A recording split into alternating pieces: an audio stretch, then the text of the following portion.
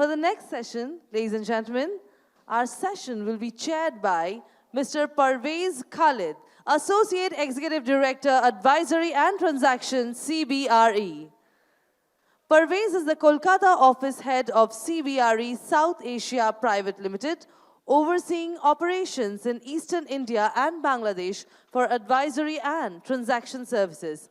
He has close to 25 years of experience in real estate consultancy and transactions advisory. Please give him a round of applause as I welcome on stage Mr. Parvez Khalid. Introducing our speakers in an alphabetical order, please welcome Mr. Amit Sarda, Managing Partner, Simplexinfra Technopark LLP. Amit Sarda, with more than 15 years of rich real estate experience, heads Simplexinfra Technopark LLP, a part of Simplexinfra Group. The group forayed in real estate in the year 2010 and has delivered numerous residential and commercial projects. It has also diversified into a real estate development in Guwahati. The group is now well diversified, having interests in IT parks, residential, and commercial business. Ladies and gentlemen, right here with us, we have Mr. Amit Sarda. Let's give him a round of applause, please. We have with us Mr. Anup Dalmia, founder and proprietor, Bobby Associates. Mr. Dalmia's real estate marketing company provides expertise and solutions in all segments of real estate, having served countless customers over 35 cities. He has also bagged numerous awards. Mr. Dalmia is the former vice president of NAR India and chairman, membership committee. Previously, he was the president of Realtor and Estate Consultant Associates of Kolkata. Presenting to you once again, Anup Dalmia with a round of applause. My next speaker would be Harshpal Singh, Senior Vice President, Sales, Shrishti Infrastructure Development Corporation Limited. Mr. Singh has over 25 years of experience in the industry, such as automobiles, direct marketing, and real estate, and has also worked across geographies in various regions of India. He has had the opportunity to launch the first township in Northeast, Srishti Nagar, and the first Erythropolis in Durgapur. Put your hands together for Harshpal Singh. Today we have with us Mr. Mahesh Somani, Managing Director, Liyaans Properties, my next speaker. He's right now not here with us. Ladies and gentlemen, let's move on to my next speaker. Put your hands together for Mayank Singh, co-founder, Kaarryam Realty. Mayank had his last stint with global real estate super brand Trump, where he spearheaded sales, marketing, and customer experience for Trump Tower, Kolkata. He comes with a varied experience of 17 years with some of the biggest names of real estate in Eastern India. Presenting to you, Mayank Singh. And now, ladies and gentlemen, it's time that I hand over the session to the moderator. And the topic definitely is very, very interesting. Real estate sales, trends to adapt in 2023. Hello. Hi. Thank you. Thank you for the introduction. First of all, let me thank Realty Plus for giving me the opportunity to come here and talk about a very interesting topic. What are the real estate trends which you're going to see going forward? These trends have taken a beating, because of the COVID, and everything turned on its head in 2020, where all old strategies, everything failed. And people had to come up with new strategies and new marketing plans to make real estate sales successful. Having said that, I'll quickly go over to my panelists, and I'll start with Mr. Dalmia. So, Mr. Dalmia, as we were discussing also in the session, we see that Calcutta has seen a robust real estate growth after the COVID. Okay. So, what do you think? Which are the locations which are becoming the hotspots, and where the people are actually moving to buy? Calcutta, if we define, Calcutta starts from BT Road from Barrackpur, and we go towards Baraipur. But hotspots, which if you go about community living or big projects, BT Road is coming in a very good way. We can see good projects in Newtown, in bypass peripheries. Within the city, because of the land limit, बहुत ज़्यादा land नहीं है, so we have to be very concentrate on bypass side or Howrah side, that side. These are the main areas which the city is growing. Thank you, Mr. Dalmia. I'll come to Mr. Sarda now. So, Mr. Sarda has been developing a lot of commercial real estate, and we have been talking about residential mostly, so I thought, why not have a question on how the trends which we see shaping up in the commercial real estate, how is the investors planning to buy, and how is the response in the last 2 years, and the trend which we see in the next year? I still remember the days when we started the construction of a building in Sector 5. This was in 2019. And by the time we came out of ground, COVID hit us. And we had a lockdown which was kind of unprecedented ever. With that lockdown, we also thought that going to office would be out of fashion. Work from home was the new slogan for everybody. Everybody thought that there's no use, it's so comfortable, we will not go back to office. And we ourselves used to think that, I don't know, what will we do with this space? But today I'm very proud to say that today we've leased out all this, we have no vacant space in our office. So after COVID, we saw a remarkable change for good quality buildings with great sanitation, great parking facilities, and people were there to take it. So now people are willing to come back to offices, but they are looking for A-grade buildings now. In fact, just to add to that, on the commercial real estate, in fact, COVID had been a blessing in disguise for Calcutta. Because most of this IT professional has been working in Bangalore, Hyderabad, Gurgaon, and other cities, Pune. Because of COVID, they came back to their hometowns. So they're mostly located in Calcutta or in the suburbs. And with the companies now adopting a hybrid model of work, the trend is that you work maybe 1 or 2 days from office and the rest you can work from home. With that model in mind, most of the companies are bound to open an office in Calcutta because of the huge IT population which is there in this eastern part. And that is why the trend which we saw in the last year had been one of the best years for Calcutta in terms of commercial leasing. Going forward also, we don't see a total return to work. Even in 2023, hybrid working is what most of the corporates are adopting. So we see that the commercial real estate demand will go up, and there should be a lot of focus on developing grade A developments like your project in Calcutta, which could cater to such corporate requirements.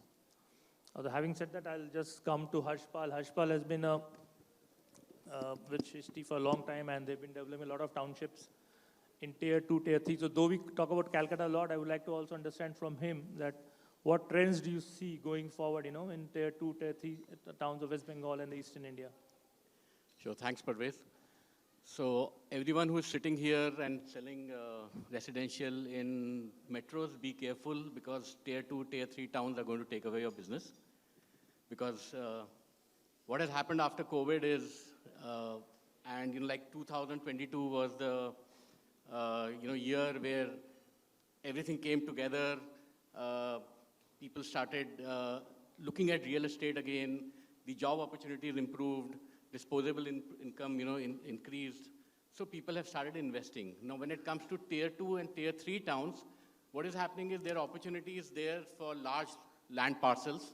We mostly do townships in cities like Guwahati and Asansol, Haldia, Siliguri. In fact, we did the first city center in Durgapur. So people are wanting to go back to their homes again. Work from home, as they all said, is the thing to be. People are they're looking at greener locations where their children can play. They're looking at facilities within the township. So I see Tier 2, Tier 3 cities which are now driving the Indian success story as the next big thing. MSMEs, Hyderabad, Pune are there, but smaller towns are going to do much better. Is it also, I think, because of the social infrastructure, the lifestyle infrastructure which is coming up, like malls and all this coming up in Tier 2, Tier 3 cities as well? Yes. So what is happening is because of these various initiatives that the government of India and state governments are taking in terms of infrastructure, in terms of connectivity, new airports, bus stations, which are fancier than airports, I think, some of these places, railway stations, it's becoming easier to commute. So, I mean, why not live in your own, where your parents are and where your extended family is, and why live in a congested metro city? So that is what is happening now, and there's a growing trend of people wanting to come back to their, where they have, started their whole life from. Yes, very interesting. Coming to Mayank, Mayank has been in residential luxury sales, I would say. So we also saw a trend. People thought COVID, people don't have money after COVID, but we saw a different trend. The prices of luxury apartments in Calcutta, not only in Calcutta, across India, shot up. And still, if you look at it, there are very limited luxury projects available for buying now in Eastern India. So I would like to understand from Mayank, okay, what do you think, would be the trend going forward? And also second homes, I want to touch, if all of us can touch on that, there's a huge demand for second homes also after COVID. And that trend is continuing. A lot of developments are coming, which I see, most of the developers are coming with row houses or bungalow projects or second homes projects, which are not that popular pre-COVID. Good afternoon, everyone.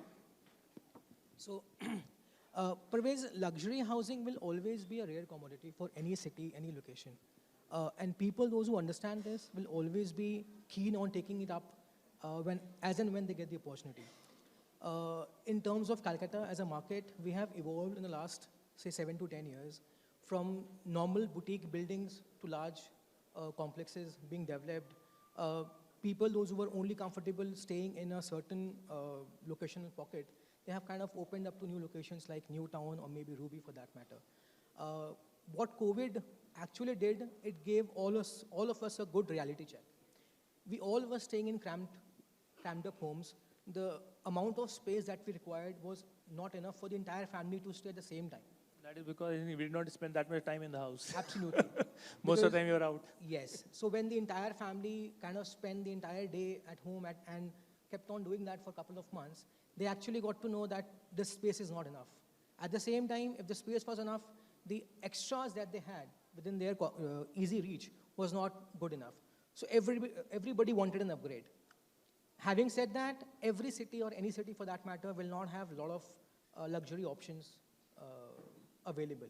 So once they were able to see those options, which Calcutta I think did pretty well, and that's how I think the demand for luxury housing has gone up. At the same time, with luxury housing, one thing comes along with the development is that you have to actually make it like a luxury housing. Luxury happens to be a very abused word in terms of how often and how easily we use it. You will see hoardings across Calcutta, luxury apartments being sold in Joka. Now that's kind of an irony. But when you speak about true luxury housings, true premium spaces, since it's always a rare commodity, there'll always be buyers and takers for that. And I think real estate is always location. Absolutely, absolutely. Okay.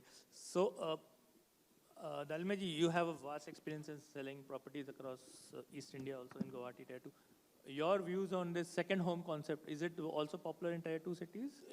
Tier 2s I don't know, but Calcutta I'll say, when starting from Vedic village se chalu hua tha. We had very good success in Vedic village. Fir unka alag phase aaya, 2-3 phases have come. Now we can see in Joka side, couple of projects are coming up. You always see Santiniketan is a place where Bolpur people from West Bengal or Calcutta, they have a second home there. तो ये second home का concept अपने बंगाल में starting से है. और अब जो प्रचलन after COVID, I am seeing people are trying to buy a second home. COVID में जो एक uncertainty थी आदमी के अंदर कि घर में रहने से एक second home हुआ, आपके घर में कोई problem हुआ, you can go and stay there. So it's a very good demand in second home in Calcutta. And cities like Guwahati and all, the expansion is going very good. Mane Guwahati mein second home generally people have in Shillong and all. And in Siliguri, if you see second home people have got in Kaarryam or Gangtok or other places. Even from Calcutta people, I know a lot of people who have got houses in Darjeeling side and all. So the concept is always there. And after COVID, the demand is going very high. So, especially a lot of developers I was speaking to, they're also saying that though it is, they're calling it a second home, but a lot of people are adopting that as a first home because of the experience of staying in a gated community with their own Close to the terrace, nature, with you their own can say. garden. Yeah. So it is, I think, Harshpal, Yeah, you it would- is. I mean, you have to broaden the definition of second home. I think we can call it maybe a weekend home, a vacation home, things like that. Because as you said, Mayank also mentioned that they are looking for larger rooms, they're looking for that extra room, they're looking for green spaces.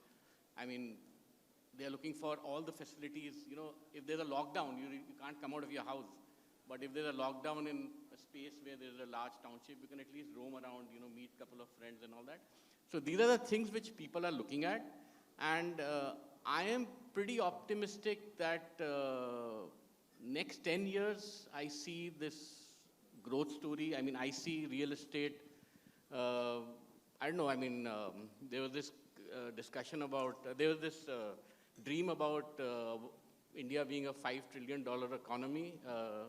Maybe in the next 4-5 years, I see real estate being at least 12 to 13% of that $5 trillion in the next 4-5 years at least. Because that is where it is heading now. I mean, all the signals are pointing towards that. No doubt there are certain headwinds in terms of interest rates being on the higher side. The cost of construction has gone up somewhat. Then there are these external factors. I mean, petroleum, Russia, Ukraine, things like that. But I think India is in a place where it can absorb these things. I mean, it happened earlier also with Lehman Brothers. But I think India is in a position to absorb these factors. See, I think the second home is largely defined by two characteristics. One is the kind of amenities it offers you for a relaxing day, couple of days. Second is, where is it located? Luckily, unluckily, in Calcutta, no such second home property project is there, which is very far off. The classic example being Vedic Village, which could have been a 2 hours drive, say maybe 5, 6, 7, 8 years back, but Vedic Village is now a less than an hour's drive. So is it a second home, or is it a home where you can stay with all your comforts, for all your comforts? I think the only place which comes to my mind vividly when I speak about a second home for Kolkata is Raichak, because that gives you a 3-4 hours journey where you cannot just come back to your office, your place for just a call. But rest all other places are, I think, kind of a hybrid between your first home, everyday living, and second home. And COVID actually gave us a lot of examples wherein people moved into places like maybe Vedic Village or South City Retreat or maybe country roads on Bombay Road to kind of live there for a longer period. In fact, I have a classic example. I know somebody, a very senior doctor in Apollo, he moved to Sanjeeva town during COVID. And now he's permanently settled. He said, I'll stay here only. He has a house in Lake Town, but he's comfortable now staying in Sanjeeva town, and he's permanently going to reside there. Yes, Amit, so Harshpal touched on a very interesting point on the interest rates going up. Now, one of the reasons why real estate sales was booming, especially residential, was because we had, historically one of the lowest interest rates banks were offering for housing loans. But with now the interest rates going up, what is the trend that you see? Do you think it would affect residential sales that much? See, very honestly, I think is that with interest rates, obviously, we will see slightly little softening of residential scales. But these are here to stay. These variations are here to stay when your interest rates will go up and come down. Largely nowadays, if you do a larger project, maybe 1 million square feet or more, that it takes about 6-7 years to complete a project. Within these 6-7 years, we see at least 2 or 3 variations of interest rate going up, coming down. So you just can't typecast it as that interest rate is the only issue for sales. But then even your income is a big factor. Obviously, when you have lower interest rates, then your drawing power is much more. You aspire to buy bigger flats. But then slowly when your drawing power reduces because of interest rates, because your monthly EMIs are fixed compared to your earnings, then you have to settle for smaller flats. But these are all transactions done on that day. You cannot change your plan every day compared to RBI interest rates. We as developers are not allowed to be as flexible as RBI. Yes. But the good news is we had done a research, CBRE had done research on this. It's a global research document. And we see interest rates going up till the middle of this year. But post that, post July, August, we see interest rate either steadying or maybe coming down as well. So there's some good news for people who are running a home loan. Whenever we talk about trends and marketing and 2023 and future, we always talk about technology, So I want to touch on that what do you think, technology can help in boosting, I would say, real estate sales? So I can start with Mr. Dalmia, please. Technology nowadays, you can say artificial intelligence has already come in. So technology har jagah, agar we as a realtor, we were old type of realtors using pen and thing. I'm very fair to say, but things have been changing now. Even realtors from our fraternity are mostly IIM graduates and all. So technology you have to adapt. I'll say all my friends who are sitting here, if they are still using the old concept, they have to change themselves. अगर आप change नहीं करेंगे जमाना change करके चला जाएगा जैसे आप येलो टैक्सी में थे ओला उबर आया और चेंज करके चला गया तो ऑल माय रियल्टर्स फ्रेंड आप अपने आप को चेंज कीजिए टेक्नोलॉजी के साथ चलिए तो you can go further thank you I think with technology, it is surely helping us. It is shortening the time for us to give the relevant data. We can target a larger audience and also the targeted audience with technology. So once we have a database which is captured, we can obviously tap them at a drop of a pin and then, so everything is a technology. We can show them the flat, we can show them with 3D, we can make a walkthrough, make them walk through around the development. Nowadays, you can almost do a virtual walkthrough around the development as to how it would be once it is built. All these are very good and people aspire, they can narrow down their choices when they come to finalizing a flat. But finalizing a flat and closing the deal, we still feel happens more physically. People like to come and visit the site at least once or twice. People have started reading the plans much better than what they used to earlier. They like to have a look at the show flat, go around the show flat, move around, see the location, because many times we are even as developers, we are misleading with locations. Even if you may be in a lane which is about 200 meters inside, we don't like to mention that. So people like to do a recce as physical recce also. And in case if, because of geographical locations, if they can't come in, some of their relatives come and do a check. There are very few transactions that got closed only on online data. True. Harshpal, would you like to share your views? Yeah, so I completely agree with Amit. I mean, I've been selling for 25 years now, and I started by selling automobiles, then got into direct marketing and been in real estate now for about 15 odd years. ATL, BTL, and all those activities, we have always done that. Those are marketing tools. I mean, now I hear from my agency about TTL, which is, I think, more digital marketing. But those are all marketing tools. At the end of the day, sales is going to happen when you're going to sit across the table, Zoom, cloud, all that is fine. I mean, just to bring the person on the table. There are a number of factors at play, because not just the individual, there's a whole family involved, parents, grandparents, brothers, sister, children. Touch and feel. I mean, when I sold automobile, it was touch and feel, apartments, villas, plots, touch and feel. So that is there. I mean, it's very important that the person who is selling, so the selling skills are very important. You must have confidence about the product that you're selling.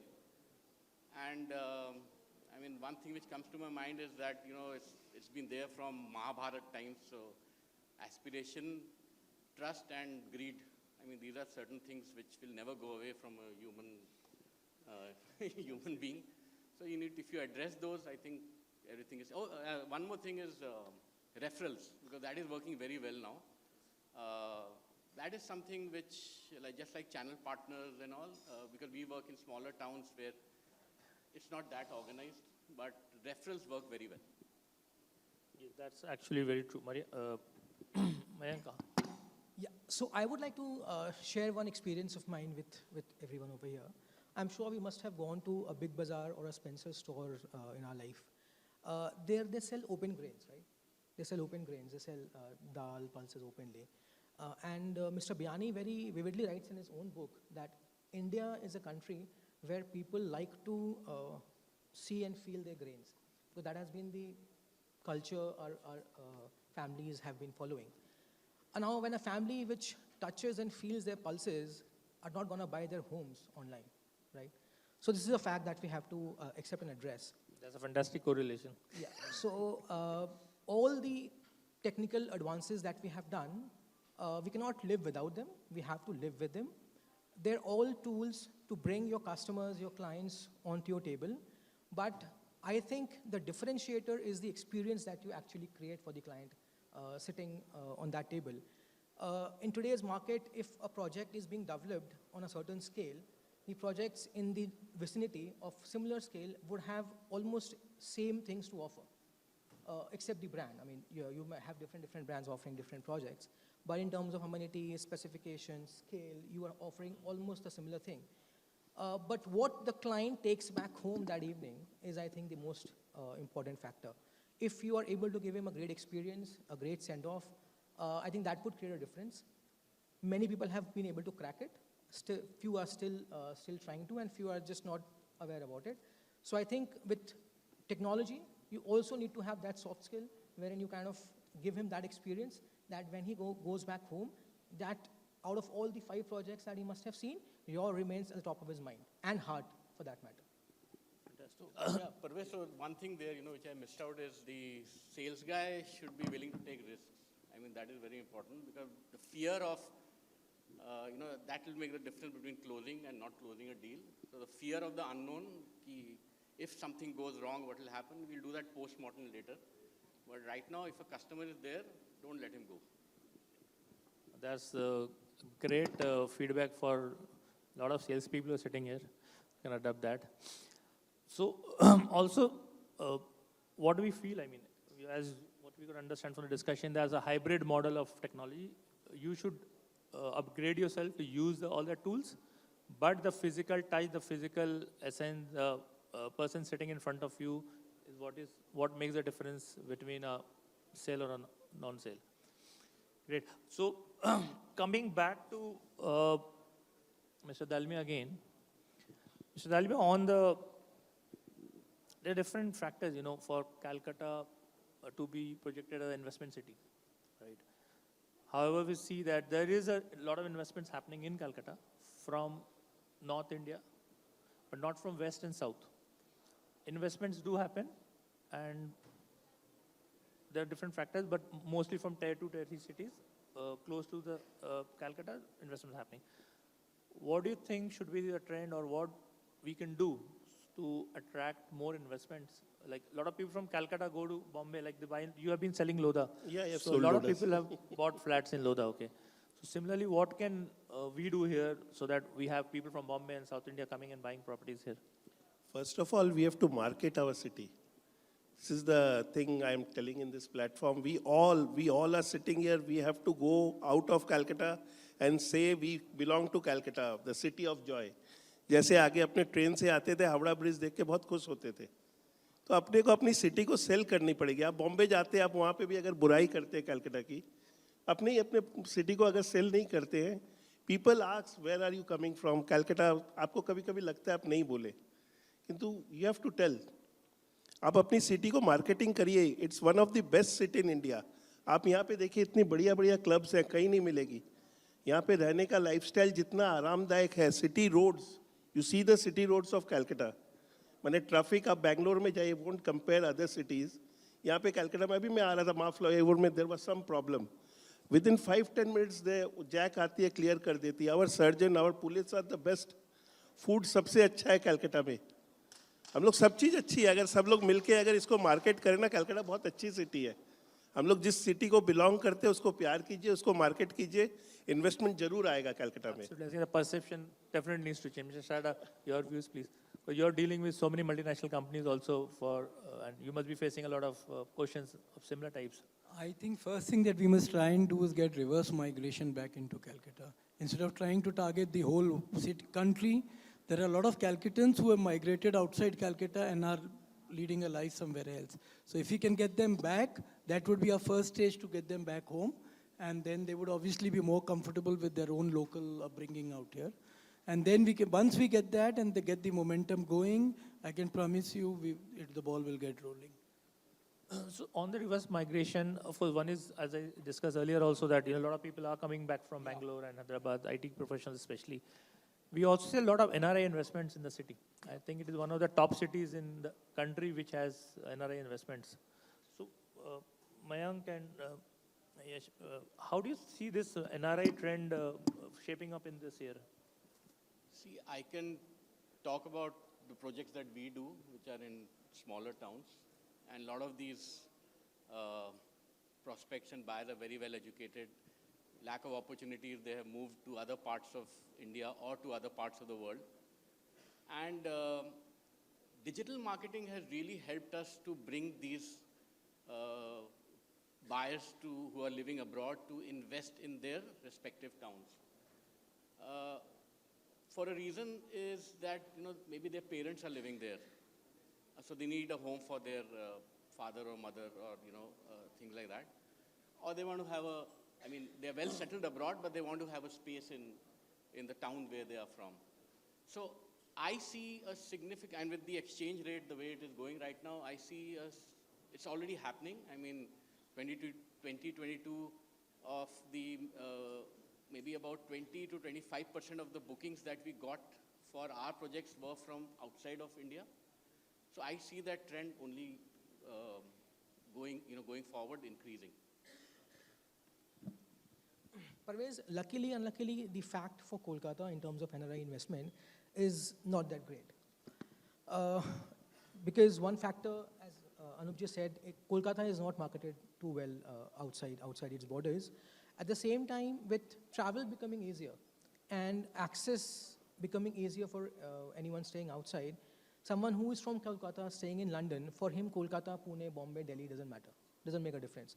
And the ROIs that they have got in the last decade or so in projects of Delhi, NCR, and developing markets of Bombay and Pune, Kolkata does not come in, on the top line. So that's one thing that's kind of scary, because those who are from Kolkata have not been investing heavily in Kolkata. Surprisingly, Bangalore has 80% market of non-Kannada people. But Calcutta is not something like that, because there are no people, those who are coming in, there's no migration happening. Because if there is migration happening and if there's more jobs created, the basic ratio is if an individual kind of uses 100 square feet office space, he wants to buy a 1,000 square feet apartment. So if you are creating a 1 lakh square feet demand for commercial real estate, you're creating a 10 lakh square feet demand for residential housing. But that's not happening. It's not happening at the pace it's happening in maybe Hyderabad, Bangalore, and other cities. So that's something which is a challenging factor which we have to look at resolving. Beyond that, investment is kind of going down in Calcutta. It's happening maybe in other cities because it's like easier to pick and choose any other city that you want to invest in India. So again, coming back to that experience and ease of buying, I think that is what is making the difference between Calcutta and other cities. So we have 10 minutes left. I would be happy to open the question answer for the audience. If you have any questions or any thoughts you want to share, need not be a question. Please go ahead.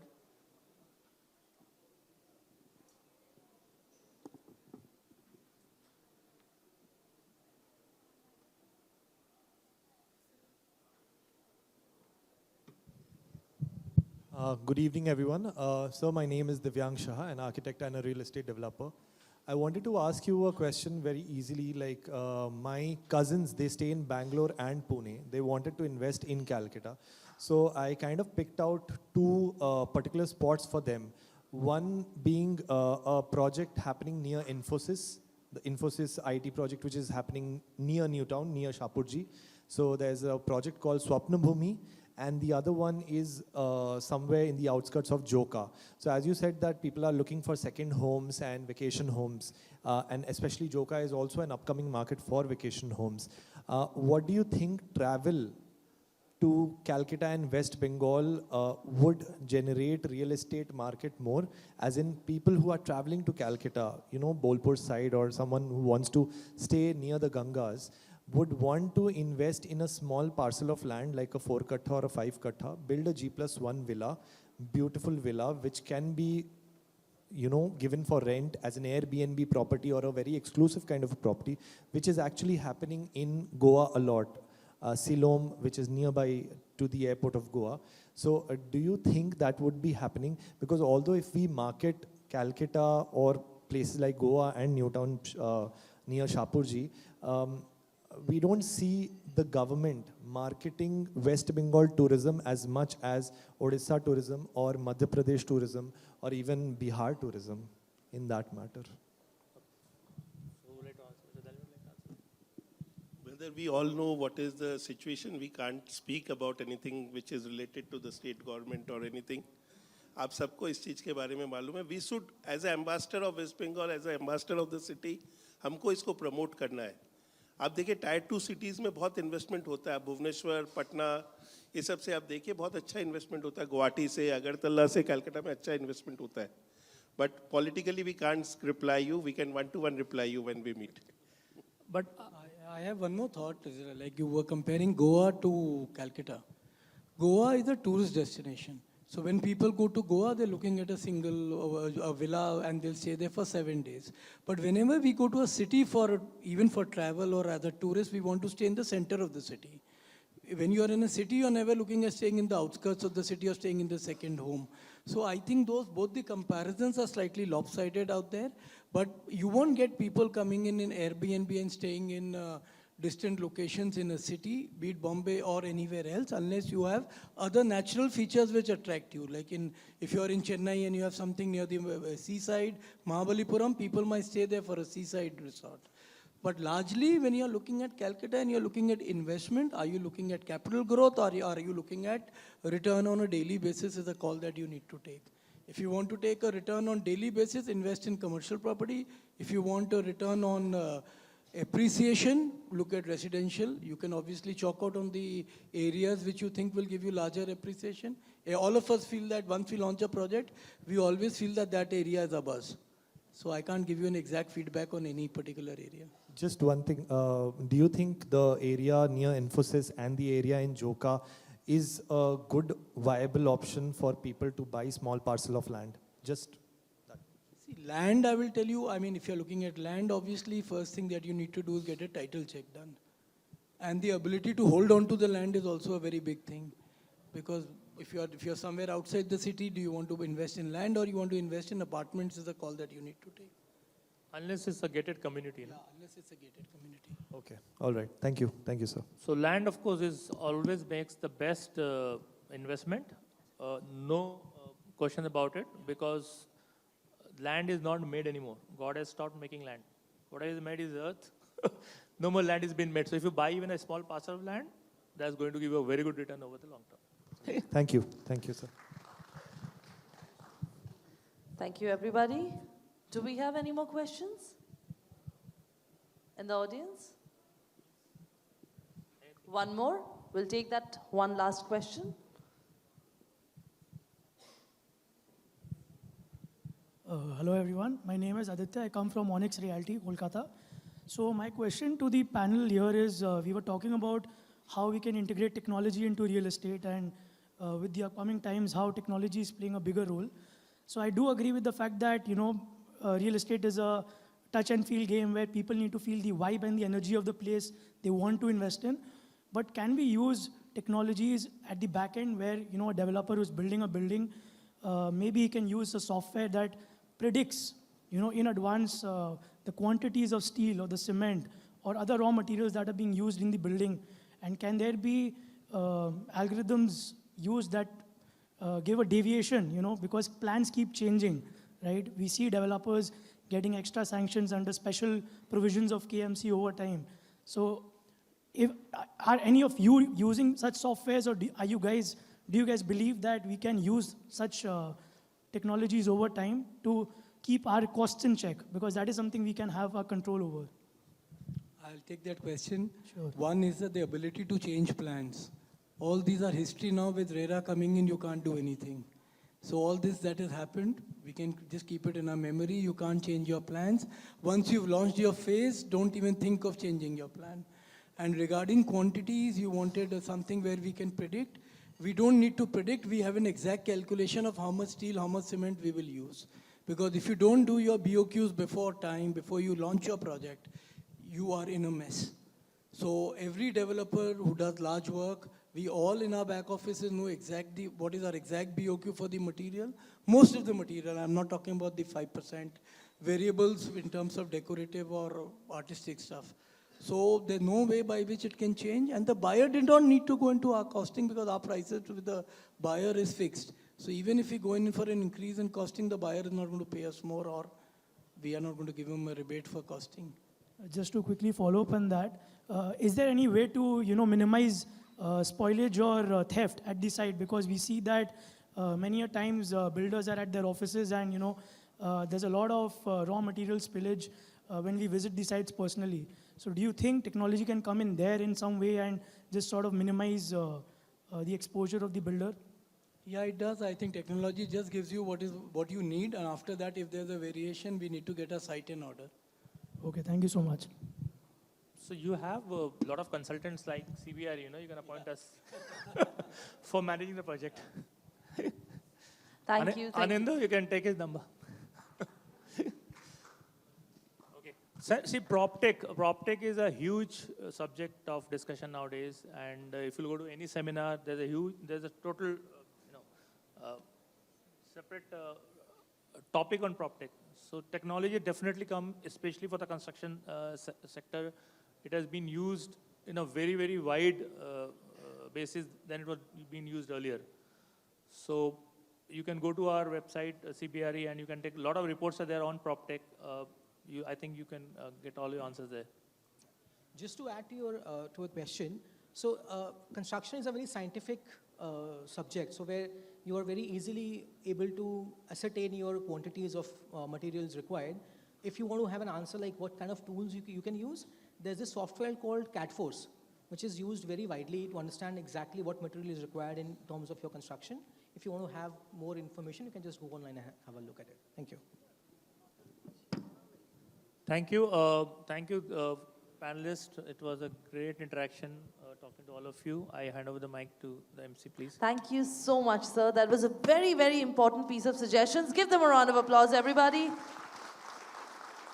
I would now like to invite Sapna Srivastava to present a token of appreciation to all our panelists and our moderator.